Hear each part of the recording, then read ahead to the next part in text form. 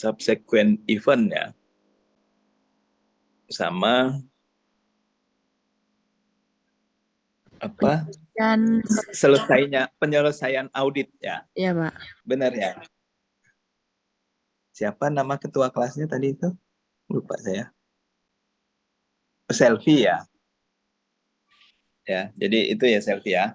Jadi saya tahu lah sebenarnya. Yang penting kan orang selamat dari ujian hari ini ya. Jadi, nah, subsequent event, ada yang pernah dengar nggak? Apa sebenarnya subsequent event? Niki pernah dengar nggak subsequent event? Ya. Atau Mayang Selama Sari? ini belum pernah saya, Pak. Belum pernah ya? Iya, Oh, saya pribadi belum. ya. Ya nggak apa-apa, namanya lagi belajar kan. Jadi, kalau kita tanya misalnya, ke siapa nih ya? Mayang mana nih? Kok jadi BTS dia. Mayang, kalau misalnya untuk meyakinkan atas sebuah piutang, perlu nggak kita lihat bahwa dia ada pembayaran sebelum kita selesaikan audit? Perlu nggak tahu bahwa, oh ini piutang dia ini nggak macet gitu.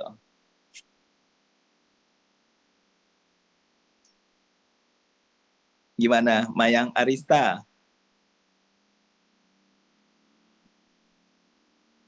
Kok ngelek ya ininya ya, Mayang ya?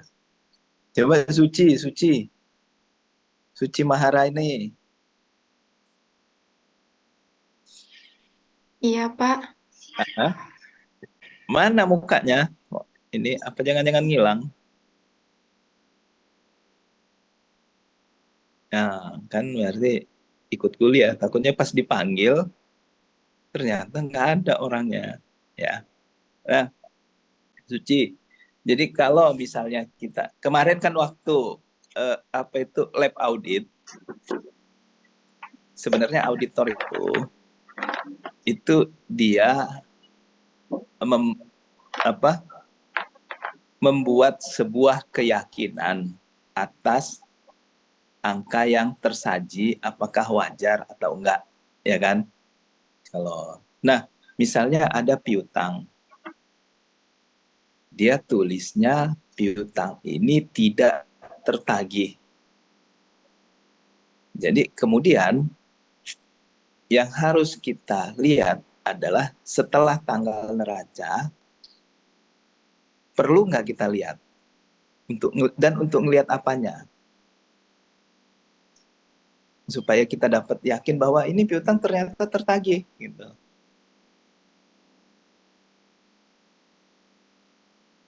Itu paham ya? Jadi kalau dia tidak tertagih, berarti sesudah tanggal neraca dia tidak akan ada pembayaran. Tapi ketika sesudah tanggal neraca ada pembayaran, berarti piutang itu ternyata piutangnya itu tertagih. Gitu loh, ya. Itu juga kalau ternyata ada penjualan fiktif yang menulis bahwa terjadi piutang dan akan dibayar bulan depan sesudah cut off neraca. Berarti sesudah tanggal neraca ternyata tidak ada pembayaran dan tidak ada istilahnya itu adendum tentang apa itu tentang penyelesaian piutang, berarti ini, dan ketika dikonfirmasi tidak bisa, berarti itu penjualan fiktif. Itu ya. Paham ya kenapa piutang kita cek juga sesudah tanggal neraca, berarti Januari, Februari kan kita biasanya memulai pekerjaan bulan Januari. Kalau kita minta waktu penyelesaian audit 1 bulan, berarti Februari atau Maret baru audit itu selesai. Nah, subsequent event maksudnya adalah peristiwa atau transaksi-transaksi sesudah tanggal neraca sebelum laporan diterbitkan, LHA ya, laporan hasil audit kita terbitkan. Nah, disitulah second event kita lihat. Dia bilang katanya ada cadangan kerugian piutang segini karena si A ini piutangnya sudah tidak tertagih. Ketika ada pembayaran, berarti cadangan itu sudah harus kita koreksi. Berarti tidak ada kerugian di situ. Ya. Kemudian kita bilang kita ada hutang. Nah, ternyata sesudah tanggal neraca atau kita tidak ada hutang, kita bilang. Nah, ternyata ketika sesudah tanggal neraca, kita ternyata ada pembayaran hutang. Misalnya bulan Februari kita bayar hutang, kita tulis. Pembayaran hutang yang terjadi di bulan Desember. Berarti sebenarnya kita ada hutang. Itu ya. Ya sesudah tanggal neraca ada transaksi. Nah, bagaimana ngelihat transaksinya? Ngelihat transaksinya, mereka kan akan menyusun laporan keuangan interim. Tahu nggak laporan keuangan interim? Dimas tahu nggak?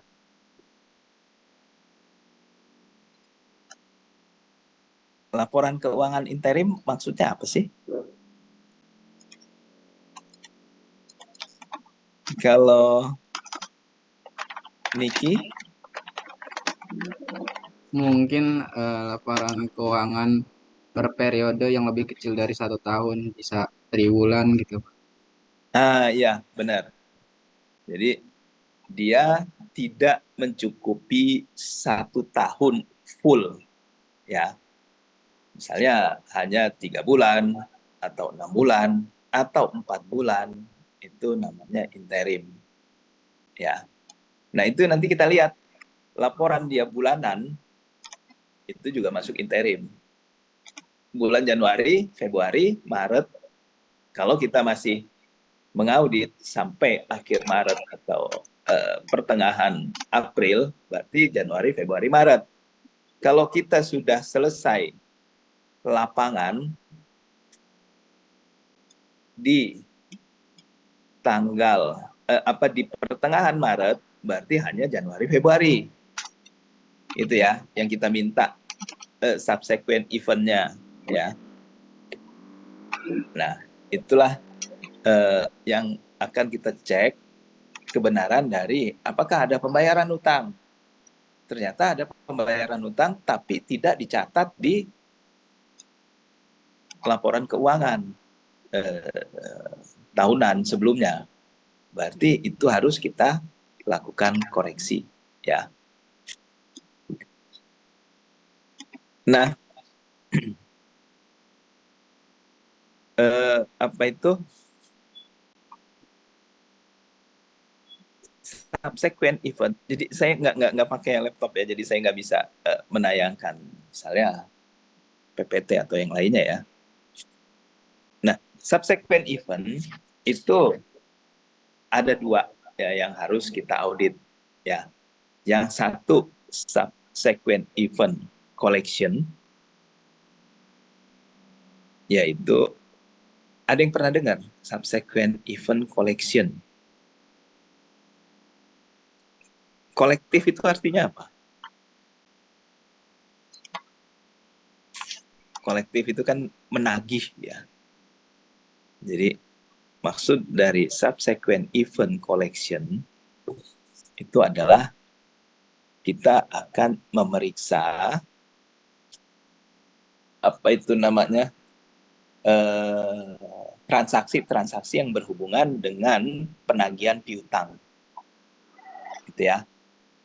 Dan yang kedua, transaksi-transaksi yang berhubungan dengan barang yang sedang dalam perjalanan. Ya, jadi udah kita bayar, tapi ternyata barang itu atau sudah transaksi bahwa kita beli barang secara hutang, tapi barang masih dalam perjalanan ketika cut off laporan keuangan. Makanya ketika kita cek di bulan Januari, ternyata barang itu sudah sampai dan ada berita acaranya. Nah, itulah transaksi-transaksi sesudah tanggal neraca. Jadi, oh ternyata ada di sini ada laporan persediaan pada barang apa itu, barang dalam perjalanan dengan berarti itu kan masih diaktiva ya dengan hutang ya. Nah, berarti ketika barang itu sampai, berarti itu adalah apa, tersaji dengan wajar. Ada barang yang sedang dalam perjalanan. Jadi dia laporannya tidak mengada-ada, gitu ya. Nah, yang kedua adalah subsequent payment. Jadi tadi collection, sekarang payment. Payment itu yang hubungannya keluar, ya, pengeluaran uang, gitu ya. Jadi berarti satu, pembayaran hutang seperti saya bilang tadi, dia nggak mencatat hutang. Ternyata di bulan Januari dia ada bayar hutang, berarti bulan Desember, dan dia bilang katanya hutang itu di bulan Desember, berarti bulan Desember harus dicatat hutang, gitu ya. Jadi kita adjustment lah di situ ada hutang. Itu paham ya? Mana sih apa lagi nih? Selfie, paham nggak? Paham, Bapak. Selfie Yunani. Iya, Benar. Bapak. Dengan paham lagi. Saya jelasin tentang subsequent event. Nah, kemudian yang kedua, biaya yang masih harus dibayar. Berarti itu sama juga dengan hutang, hutang jangka pendek ya. Nah, itu sama juga, itu masuk yang harus kita audit. Jadi yang satunya hubungan sama uang atau barang yang akan masuk, transaksi-transaksi itu, yang satunya adalah uang yang akan keluar atau barang yang akan keluar. Misalnya ada perjanjian pembelian dan barang itu masih di gudang kita, belum kita keluarkan, gitu ya. Nah, ternyata di bulan depan Januari ada pengeluaran barang dan transaksi itu udah masuk di bulan Desember. Berarti kita akan cek kebenaran dari itu namanya persediaan barang ya. Apakah ada barang keluar atau enggak, gitu ya. Oke, kemudian bagaimana prosedurnya ya. Nah, yang pertama itu kita akan cek penerimaan pengeluaran, itu jelas ya. Penerimaan pengeluaran kas sesudah tanggal neraca, itu udah jelas ya. Kita harus cek ada nggak uang keluar dan untuk apa uang keluar, apalagi dia material uang keluarnya. Kemudian kita mulai cek ke arah cut off-nya, posisi cut off ini mana aja yang sudah keluar, mana aja yang belum keluar. Jadi pas 31 Desember itu beneran 31 Desember. Jadi jangan sampai ada barang yang keluar tercatat di 30 Desember tapi catatan pengeluarannya adalah 31. Kecuali ada kebijakan lain dalam catatan akuntansi ya. Kemudian kita periksa juga buktinya. Jadi, oh ini ada pengeluaran ini. Kita cek ke bukti. Benar nggak? Dan dia itu untuk apa dan kemana dan kebenaran tanggalnya, ya. Nah, udah sesudah kita lihat bukti-buktinya, baru kita cross check ke tanggal cut off, gitu ya. Jadi kita cross check ke tanggal cut off. Benar nggak ini? Jangan-jangan dia dibukti tanggal 3, berarti dia benar sesudah tanggal cut off, ya, gitu. Jadi ada yang harus masuk jika sebelum tanggal cut off itu semua bukti transaksi, kecuali jika ada kebijakan akuntansi yang menyatakan bahwa transaksi tercatat jika barang sampai, gitu ya. Jadi bukan terjadinya kontrak atau terjadinya pembayaran, tapi jika barang sampai. Nah, itu. Oke, ada pertanyaan di sini? Nah, sesudah kita cek cut off dan kita cek ke bukti, jadi bukti kita sesuaikan, kita respect ke cut off kebenarannya, baru kita review laporan interim. Jadi satu-satu poin laporan interim itu kita cek satu-satu kebenaran dari postingnya, angkanya, dan lain sebagainya, ya. Nah, kemudian yang sangat penting lagi, kita lakukan wawancara ke direksi dan kita lihat notulen rapatnya, gitu ya. Jadi kalau kata direksi, kita ada kontrak, katanya. Nah, itu pasti ada dalam notulen, gitu ya. Kita akan ada kontrak, dia bayarnya kapan, kita harus menyediakan berapa barang, itu pasti ada dalam notulen.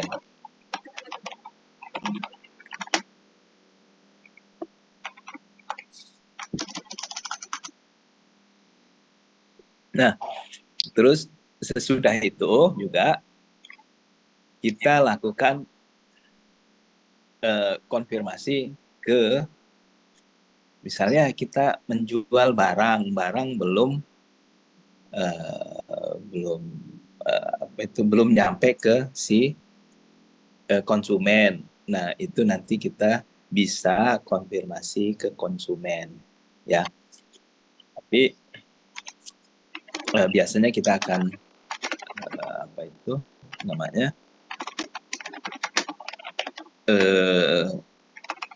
mengambil sampel yang tinggi-tinggi, ya. Itu aja.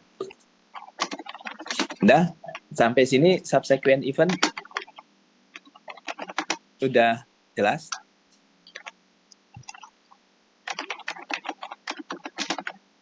Jadi Sudah, itu Pak. sudah ya. Ya. Nanti kalian, karena kita ini waktunya sedikit, sebentar, maka nanti kalian bikin tugas resume ya tentang subsequent event, atau nanti saya kasih bukunya aja ya. Nanti satu orang, nanti dibagi ya, satu orang berapa bab, menerjemahkan, satu dia menerjemahkan, yang kedua dia merangkumnya, itu ya. Itu nggak usah ditulis tangan, tapi diketik aja, biar gampang bacanya, ya.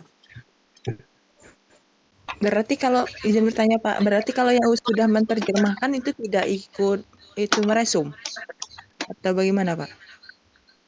Terjemahkan sama resum, dia Oh, terjemahkan semuanya, terus dia resum, itu loh. Jadi ada misalnya bab 7, 8 dia dapat ya. Dia terjemahkan, terus dia resum. Jadi kan kita tahu bahwa dia resumnya itu benar, nggak bab 5 dia contek dari temennya, hasil resume temennya, tapi ternyata itu bab 5 bukan bab 7 itu ya. Siap. Kan Untuk deadline-nya jago-jago. nyampe jam berapa? Hah? Kan jago-jago mahasiswa sekarang. Gimana? Untuk deadline resume-nya sampai jam berapa, Pak? Oh, enggak, itu sih bisa 2 mingguan lah ya. Oh, baik Bapak, siap. Berarti bukunya nanti saya ambil di tempat Ya, nanti Bapak atau saya cari ya bukunya ya tentang Oke, auditing ya. Jadi biar enak gitu ya. oke Bapak, siap. Nanti saya kasih ke si ya apa selfie ya. Ya, Pak. Oke. Udah. Oke. Kita lanjut ke penyelesaian audit ya. Audit itu dinyatakan selesai jika apa? Apakah hanya laporan LHA itu berarti audit selesai atau enggak? Laporan hasil audit udah selesai kita kasih. Itu belum dibilang audit itu selesai. Ya. Nah, audit itu selesai jika kertas kerjanya sudah ditandatangan. Kemarin kan lab audit ya. Iya, Kertas Pak. kerjanya sudah diparaf, ya kan? Kan di bawah itu ada paraf ya. Paraf siapa auditornya, ya. Kan kalau Betul, misalnya Bapak. saya bikin sebuah apa itu kertas kerja ya, di bawah lembaran itu kan ada siapa auditornya. Biasanya dia pakai kode, misalnya selfie Yunani atau selfie, ya. Berarti dia tulisnya SY. Itu biasanya dia pakai kode. Terus dia paraf. Enggak terus tulis nama lengkap biasanya. Ya. Nah, udah gitu sesudah dia paraf, dia kasih ke atasannya. Bisa aja supervisi, ya. Nah, itu nanti akan direview oleh supervisi. Itu ya. Atau saja ketua tim di atasnya itu. Dicek sama ketua tim, udah benar, udah dikumpulin semua dari ketua tim sudah ngumpulin semua, dinaikkan ke supervisi dan di review. Nah, sesudah itu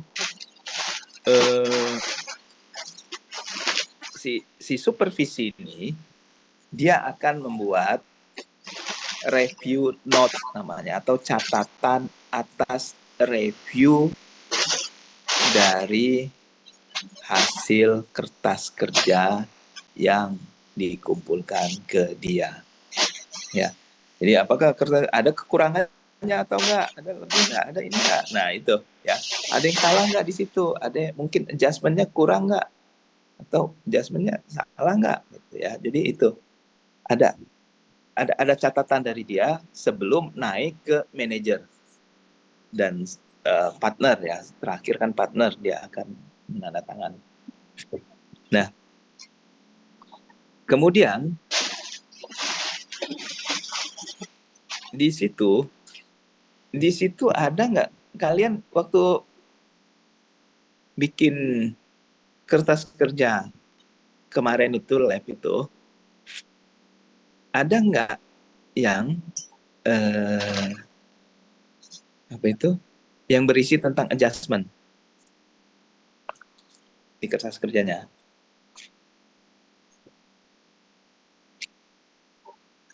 Nah, misalnya dalam tim audit itu ada 4 orang, 1 orang pegang kas dan piutang, 1 orang pegang aset, 1 orang pegang hutang dan ekuitas. Kemudian 1 ketua tim, ya. Nah, ketua tim akan memberikan apa itu namanya, kayak perencanaan audit dan step by step setiap langkah mengaudit ya. Misalnya kayak di lab audit Anda itu kan ada sering dia bilang ambil bukti apa gitu. Anda cek, nah itu masuk dalam perencanaan audit dan itu step-step untuk melakukan audit atas pos apa, pos tertentu ya. Nah itulah nanti yang akan di apa itu namanya dilihat oleh supervisi ya. Jadi dicek apakah benar dia ini ngambil ini, apakah ini, nah itu supervisi kerjaannya. Dan setiap selesai itu nanti supervisi akan mengecek hasil kerjaan harian setiap anggota timnya ya. Tapi kadang di lapangan nggak gitu. Udah di ujung, nah baru supervisi ngecek itu ya. Nah kemudian kita itu adjustment dari kita ya. Kemudian adjustment dari si klien. Nah, itu apa aja adjustmentnya?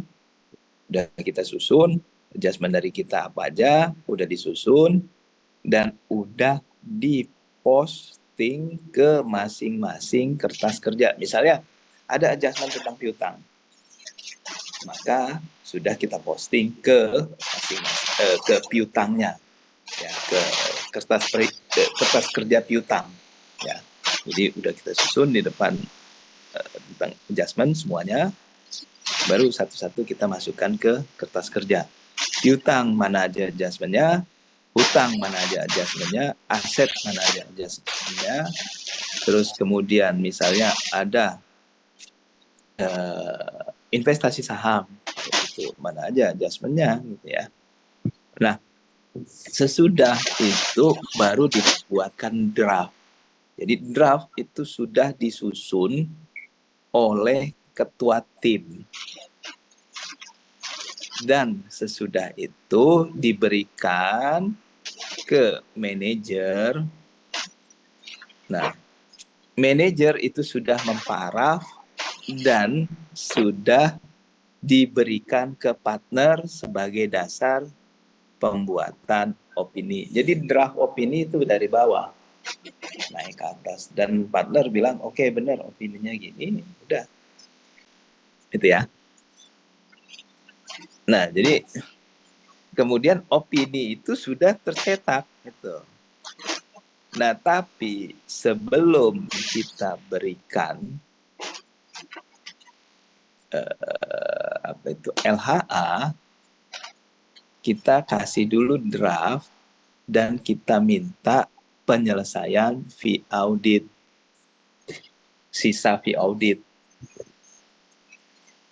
Nah itu yang karena apa? Kadang-kadang klien ini rada-rada nakal juga. Kita udah kasih kerjaan kita, sisa pembayaran nggak dibayar-bayar sampai berbulan-bulan. Nah itu ya, kadang-kadang seperti itu. Maka ketika kita apa itu namanya, kita konsultasikan hasil atau draft hasil audit dengan klien, disitulah kita minta penyelesaian sisa fee audit ya. Kalau dia nggak mau nyelesain ya udah tahan dulu itu. Paham ya, kadang-kadang di luar ini seperti itu ya. Udah kita kasih ditunda-tunda malah kadang nggak kebayar itu ya.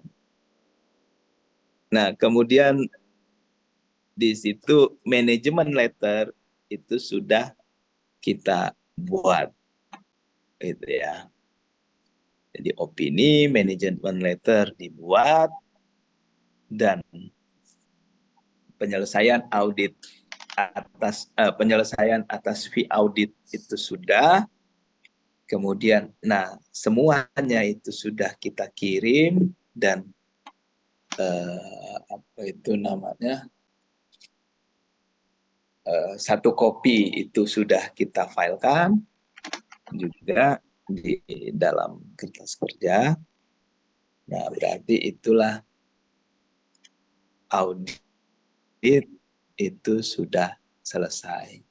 Gitu ya. Jadi kalau itu belum ada berarti itu audit belum selesai. Soalnya yang ruwet itu satu, pembayaran. Itu kadang kita udah kasih, nggak tahunya nggak dibayar gitu ya sisanya. Yang kedua itu adalah auditornya bilang, entar Pak, entar kita selesaikan kertas kerjanya. Udah, kita kasihlah honornya. Ngilang. Itu kalau auditor lepas ya. Nah, itu hal-hal itu yang terjadi di lapangan. Jadi yang penting kertas kerja itu udah semua, terus